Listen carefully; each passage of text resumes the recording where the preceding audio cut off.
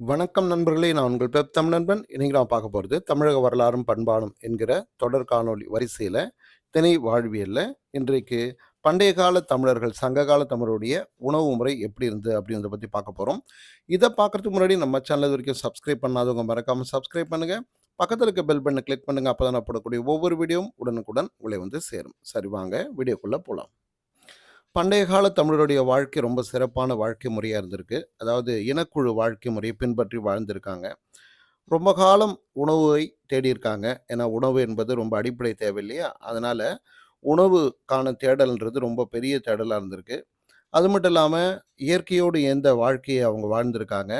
இந்த உணவு என்பதை எப்படி பெறுவது அப்படின்றத விலங்குகள் கிட்ட இருந்து தான் வந்து கத்துட்டு இருந்திருக்காங்க. நம்ம இன்னைக்கு வந்து வீட்ல நாய் வளர்க்குறோம், பூனை வளர்க்குறோம், விலங்குகளை வளர்க்குறோம். அது நம்ம கத்துக் குடுக்குறோம். எப்படி பேசணும், எப்படி சாப்பிடணுன்ட்டு. ஆனா உண்மையில பார்த்தீங்கன்னா, ஆதி காலத்தில அதாவது பழங்காலத்திலிருந்து தொடங்கி பார்த்தீங்கன்னா, உணவை எப்படி சாப்பிடணுன்றத, அந்த எந்தெந்த உணவு எடுத்துக்கணுன்றதெல்லாம் பார்த்தீங்கன்னா, நம்ம விலங்குகள்ட்ட இருந்து தான் கத்துட்டு இருந்திருக்கோம். அந்த இனக்குழு வாழ்க்கை முறையை பின்பற்றி உணவு தேட ஆரம்பிச்ச அந்த காலகட்டத்தில கிழங்குகளை சாப்பிட்டுருக்காங்க. காய், பழம் முதலான உணவுகள் எல்லாம் வந்து எடுத்துட்டு இருந்திருக்காங்க. அது போதாத போது தான் வந்து வேட்டையாடி விலங்குகளை பச்சையா சாப்பிட்டுருக்காங்க. அப்புறம் காட்டுத் தீயில வெந்த விலங்குகளை சாப்பிட்டுருக்காங்க. அதற்கு பிறகு அவர்களே வந்து வேக வச்சு சாப்பிட்டுருக்காங்க. இந்த நில உடைமை காலம், அதாவது அ குறிஞ்சி முல்லை அந்த காலகட்டத்துக்கு அடுத்து நெய்தல் காலகட்டத்தில வந்து எப்படி வேக வச்சு ஒரு விலங்கு உடைய ஊனை எப்படி வேக வச்சு சாப்பிடணுன்றதெல்லாம் வந்து தெரிஞ்சு சாப்பிட்டுருக்காங்க. காய்கறிகளையும் வந்து வேக வச்சு சாப்பிடக்கூடிய அந்த பழக்கம் வந்து வந்திருக்கு. அதுக்கப்புறம் அவங்களுக்கான உணவுப் பொருட்களை அவர்களே உற்பத்தி செய்யக்கூடிய அந்த பக்குவத்தை அவங்க அடைஞ்சிருக்காங்க. அதற்கு பிறகு தான் அவங்க நாடோடி வாழ்க்கையெல்லாம் விட்டுட்டு, ஒரே இடத்துல அதாவது மருத நிலத்தில் பயிர் தொழில் செய்து வாழக்கூடிய மக்களாக வாழ்ந்திருக்காங்க. அதையுமே வந்து 2 வகையா நம்ம ஏற்கனவே பார்த்தோம். அதாவது நன்செய், புன்செய்ன்னு பார்த்தோம். எப்போதும் நீர் இருக்கக்கூடிய அந்த நிலப்பகுதியில செய்யக்கூடிய அந்த வேளாண்மையை நன்செய் பயிர் அப்படின்னும், அ மழையை நம்பி வாழக்கூடிய அதாவது தண்ணி அதிகமா கிடையாது. மழை பெஞ்சா தான் விளையும் அப்படின்ற மாரி இருக்கக்கூடிய அந்த வேளாண்மை முறைய வந்து புன்செய் நிலம். அந்த புன்செய் வேளாண்மை அப்படிலாம் வந்து பயன்படுத்தி வாழ்ந்திருக்காங்க. அதுக்கடுத்து பார்த்தீங்கன்னா, நம்முடைய தமிழர்கள் எடுத்துக்கொண்ட அந்த உணவு முறையை எப்படியெல்லாம் நம்ம பிரிச்சு சொல்லலாம்? ரொம்ப எளிமையா சொல்லுங்க அப்படின்னு பார்த்தீங்கன்னா, தானிய உணவுகளாக எடுத்திருந்திருக்காங்க. 2வது காய்கறி, அப்புறம் பழங்கள் இந்த மாரி உணவுகள் எடுத்துட்டு இருந்திருக்காங்க. 3வது பார்த்தீங்கன்னா, குழம்பு வகைகளை செய்து சாப்பிட்டுருக்காங்க. 4வது ஊன் உணவை எடுத்துட்டு இருந்திருக்காங்க. 5வது திரவ உணவுகளை எடுத்து இருந்திருக்காங்க. இந்த தானிய உணவுகள்ல பார்த்தீங்கன்னா, முதன்மையான தானியம் அப்படின்னு சொன்னோம்னா வந்து அரிசி தான். அரிசி சோற்றை தான் பண்டைய தமிழர்கள் ரொம்ப விரும்பி சிறப்பு உணவாக சாப்பிட்டுருக்காங்க. இந்த அரிசிய வந்து பச்சரிசி, புழுங்கல் அரிசி அப்படின்னு 2 வகையா வந்து பிரிப்பாங்க. அந்த 2 அரிசியில பார்த்தீங்கன்னா, புழுங்கல் அரிசி தான் அதிகமாக உணவாக எடுத்துட்டு இருந்திருக்காங்க. அதாவது அரிசிய வந்து உரல்ல போட்டு, அத வெளுக்க தீட்டி, அத உலையில இட்டு, அதை வந்து சோறாக செய்து சாப்பிட்டுருக்காங்க. அது மட்டும் இல்லாம வரகு, சாமை இதெல்லாம் வந்து சமைச்சு சாப்பிட்டுருக்காங்க. நம்முடைய தமிழர்கள் கொஞ்சம் கொஞ்சமா ஒரு நெல் வகை மட்டும் இல்லாம பலவிதமான நெல் வகைகளை அ உருவாக்குன காலகட்டத்தில, அரிசிச்சோறு அப்படின்றது எல்லா வீடுகளுக்கும் ஒரு பொதுவான உணவாக மாறுது. அது மட்டும் இல்லாம பார்த்தீங்கன்னா, சோற்றோட காய்கறிகளையும் போட்டு, அதையும் வேக வச்சு உணவாக உண்ணக்கூடிய வழக்கம் இருந்திருக்கு. அந்த சோற்றுக்கான அரிசிய வந்து வெண்மையாகவும், மென்மையாகவும் மாத்தி, ஒண்ணோட ஒண்ணு இழஞ்சு போகாம வரக்கூடிய அந்த பக்குவமா வந்து வேக வச்சு எடுக்கிறதெல்லாம் வந்து கொஞ்ச நாள் போக போக கத்துட்டு வந்திருக்காங்க. அது மட்டும் இல்லாம பழைய சோற்றையும் சாப்பிட்டுருக்காங்க. இன்னைக்கு நம்ம பழைய சோறுன்னு சாப்பிடுறோம் இல்லையா? அது வந்து அந்த காலத்திலே இருந்திருக்கு. அன்றைக்கே வந்து நம்முடைய சங்ககால தமிழர்கள் பழஞ்சோற்றை சாப்பிட்டுருக்காங்க. அது மட்டும் இல்லாம அரிசி, கொள்ளு, பருப்பு, அதுவும் குறிப்பா வந்து பயத்தம்பருப்பு இதெல்லாம் வந்து பால்ல போட்டு கஞ்சி காய்ச்சி குடிச்சிருக்காங்க. புளிக்க வச்ச மாவ வந்து கரைச்சி புளியங்கூழாக்கி அத குடிச்சிருக்காங்க. இந்த மாரி பலவிதமான தானியங்களை பயன்படுத்தியிருக்காங்க. அதை கொண்டு வந்து பணியாரங்கள்லாம் செய்து வந்து அவங்க சாப்பிட்டுருக்காங்க. அடுத்ததாக காய்கள், கனிகள் இதெல்லாம் வந்து உணவா எடுத்துட்டு இருந்திருக்காங்க.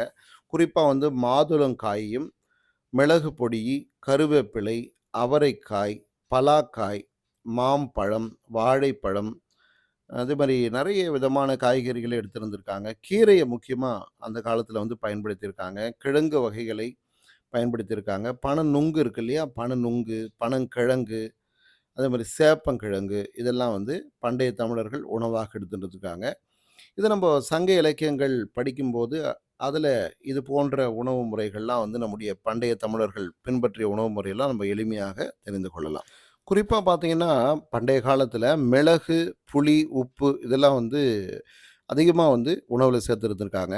மாங்கனிய பிழிஞ்சு சாறு எடுத்து, அத புளிக்க வச்சு, அத அந்த பிழிஞ்ச சாற்றை அதை பயன்படுத்தியிருக்காங்க. புளியா பயன்படுத்தியிருக்காங்க. அது மட்டும் இல்லாம, நெறைய விதமான புளிகளை பயன்படுத்தியிருக்காங்க.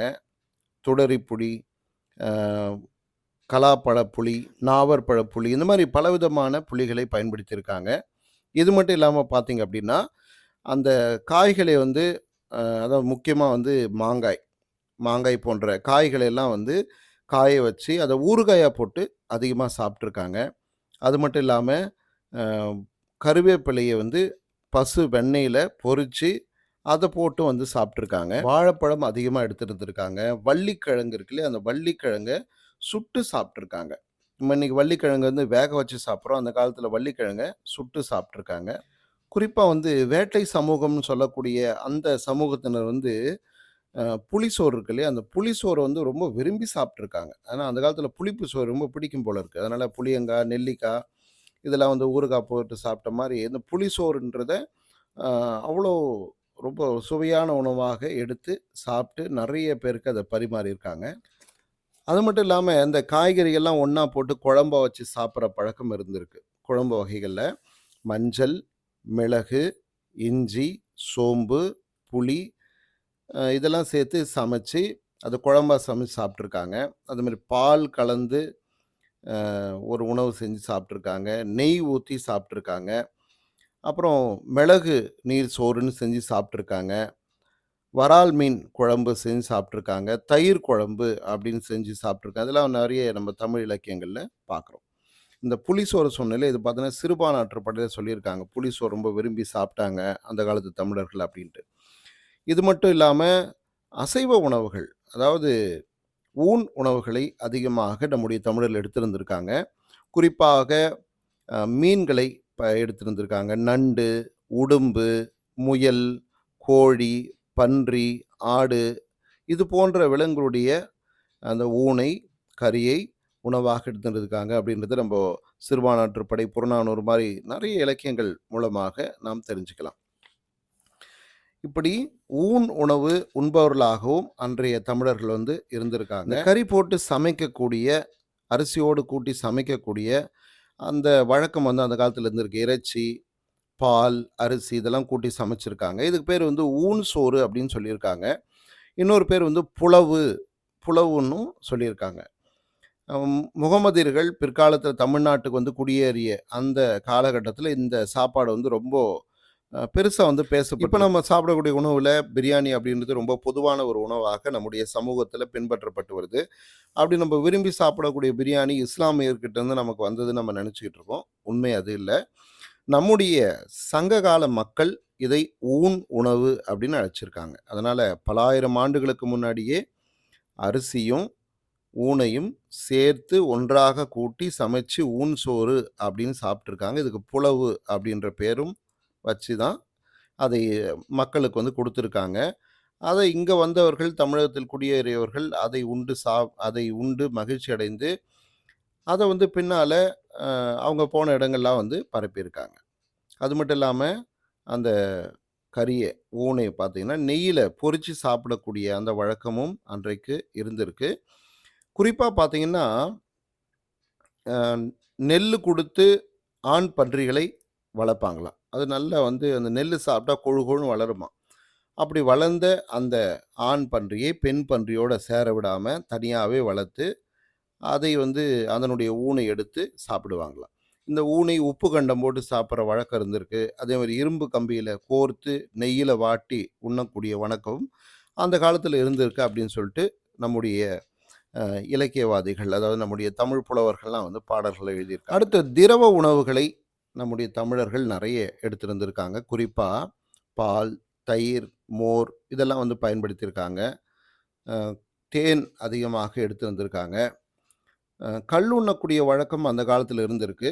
நம்முடைய வீட்டுக்கு வரக்கூடிய விருந்தினர்களை நம்போ விருந்தோம்பல் செய்வோம் இல்லையா? அந்த மாரி விருந்தோம்பல்லயும் பார்த்தீங்கன்னா, இறைச்சி உணவு எடுத்துக்கும்போது கல்லுணவும் வந்து அப்போ விருந்து உபசரிப்புல இருந்திருக்கு அப்படின்னு சொல்லி சொல்றாங்க. சில இடங்கள்ல பார்த்தீங்கன்னா, வறுமை வாட்டி வதைக்கக்கூடிய அந்த காலகட்டத்தில குப்பைக்கீரையை உப்போட சேர்த்து வேக வச்சு சாப்பிடுற அந்த வழக்கமெல்லாம் இருந்திருக்கு. அதனால அ நீர் உணவு அப்படின்றது ரொம்ப முக்கியமா இருந்திருக்கு. அப்படி நீர் உணவோடு சிலவற்றையும் கலந்து வறுமை காலத்தில அன்றைக்கு வந்து சாப்பிட்டுருக்காங்க அப்படின்னு தான் நம்ம பார்க்குறோம். சரி இது இல்லாம இந்த கல்லுண்ணக்கூடிய வழக்கம் சொன்னேன் இல்லையா? இந்த கல்லுண்ணக்கூடிய வழக்கம் நெறைய பேர்கிட்ட இருந்திருக்கு. மன்னர்கள், பாணர்கள், புலவர்கள், கூத்தர்கள், பொருணர்கள், விரலியர்கள் இந்த மாரி நெறைய பேர் அந்த காலத்தில மது உண்டு மகிழ்ச்சியா இருந்திருக்காங்க. குறிப்பா வந்து பனங்கல்லு, தென்னங்கல்லு, ஈச்சங்கல்லு இந்த மாரி கல்லு குடிச்சு வளர்ந்துருக்காங்க. அரிசிய புளிக்க வச்சு, அதை கொண்டு ஒரு மதுபானம் செஞ்சு சாப்ட்டுருக்காங்க. எல்லாத்தோட முக்கியமா வந்து யவனர்கள் கடல் வழியாக தேரல் என்று சொல்லக்கூடிய கல்லை, அவங்களுடைய கல்லு, அத மதுன்னு நம்ம சொல்றோம். அந்த மதுவை இங்க கொண்டு வந்து வித்திருக்காங்க. அந்த மதுவுக்கு இங்க நெறைய பேர் வந்து அடிமையாயிருக்காங்க. அந்த மதுவ என்ன பண்ணுவோம்னா, கண்ணாடி குப்பியில போட்டு அடைச்சு வைப்பாங்க. அப்படி இல்லன்னா மூங்கில் குழாய்கள்ல நிரப்பி, அத மண்ணுக்கு அடியில புதைச்சு வைப்பாங்களாம், ரொம்ப நாளைக்கு. எதுக்காக அந்த மாரி மண்ணுக்கு அடியில புதைச்சு வைக்கிறாங்கன்னா, அந்த அ அந்த மதுபானத்த எடுத்து குடிக்கும்போது வெறி ஏறுமாம். அந்த வெறி எப்படி இருக்குமா, பாம்பு கடி மாதிரி, தேள் கொட்டுனா அப்படி விஷம் அப்படி சுர்ருன்னு ஏறுமோ, அந்த மாதிரி அந்த கல்ல குடிச்சா ஏறும்னு புலவர்கள்லாம் பாடல்கள்ல பாடியிருக்காங்க. ஆனா, அப்படிப்பட்ட அந்த கல்லு உடம்புக்கு நல்லது கிடையாது. இன்சுவை தரக்கூடிய, நறுமணம் தரக்கூடிய அந்த கல்லு அப்படின்றது, நம்ம உடம்பை கெடுக்கக்கூடியது. நம்மள வந்து அழிக்கக்கூடியது அப்படின்றதெல்லாம் வந்து சொல்லியிருக்காங்க. இருந்தாலும் கூட அன்றைக்கு வாழ்ந்த மக்கள் வந்து நெறைய விதமான கல்லை வந்து பயன்படுத்தி, நெறைய விதமான மதுபானங்களை குடிச்சிருக்காங்க. மதுபானம் குடிச்சிட்டு கலாப்பழம் சாப்பிடுறது, துடரி பழம் சாப்பிடுறது, நாவற்பழம் சாப்பிடுறதெல்லாம் அன்றைக்கு வந்து ஒரு வழக்கமாக வச்சிருந்திருக்காங்க. அதேமாரி கல்ல வந்து பன்னாடையில வடிகட்டி, அதை குடிச்சிருக்காங்கன்ற தகவல்லாம் கூட வந்து பாடல்கள்ல கிடைச்சிருக்கு. எப்படி இருந்தாலும் கூட, இதை விட அதிகமா யவனர்கள் கொண்டு வந்த அந்த மதுபானத்தை தான் வந்து பயன்படுத்தியிருக்காங்க. நம்ம ஆட்கள் பயன்படுத்தின அந்த கல்லுன்றது போதை குறைவாக இருந்திருக்கு. யவனர்கள் கொண்டு வந்த அந்த தேரல் என்று சொல்லக்கூடிய மது அதிகமாக போதை தரக்கூடியதா இருந்திருக்கு. அது மக்களை தீய வழியில போக வச்சிருக்கு. அதனால நம்முடைய தமிழர்கள் கல்லை உண்ணக்கூடாது, மதுவை அருந்தக்கூடாது அப்படின்ற அந்த கட்டுப்பாட்டை கொண்டு வந்திருக்காங்க. அதனால தான் பின்னால வந்தவங்கலாம் கல்லுண்ணாமை என்கிற வள்ளுவர்லாம் பார்த்தீங்கன்னா, கல்லுண்ணாமை என்கிற அந்த அதிகாரத்தையே வச்சு வந்து அழகா நம்முடைய தமிழர்களுக்கு ஒரு நல்வழி காட்டியிருக்கார். இந்த காணொளிய பார்த்தோன்னா, தமிழர்கள் குறிப்பாக சங்ககால தமிழர்கள் என்ன மாரி உணவு எடுத்துக்கிட்டாங்க அப்படின்றத நம்ம பார்த்தோம். இந்த வீடியோ உங்களுக்கு பிடிச்சுதுன்னா லைக் பண்ணுங்க, ஷேர் பண்ணுங்க, கமெண்ட் பண்ணுங்க. இதுவரைக்கும் சப்ஸ்கிரைப் பண்ணாதவங்க மறக்காம சப்ஸ்கிரைப் பண்ணுங்க. இது போன்ற நெறைய காணொளிகள் நம்ம சேனல்ல இருக்கு. மறக்காம போய் பாருங்க. பழங்காலம், கற்காலம், உலோக காலம், தமிழருடைய அந்த அகழ்வாய்வு, அதே மாரி களவு, கற்பு போன்ற அந்த வாழ்க்கை முறை எல்லாமே வீடியோவா போட்டிருக்கேன். பார்த்து சொல்லுங்க. நன்றி நண்பர்களே! நான் உங்கள் வெப் தமிழ் நண்பன். இன்னொரு நல்ல வீடியோவோடு உங்களை சந்திக்கிறேன்.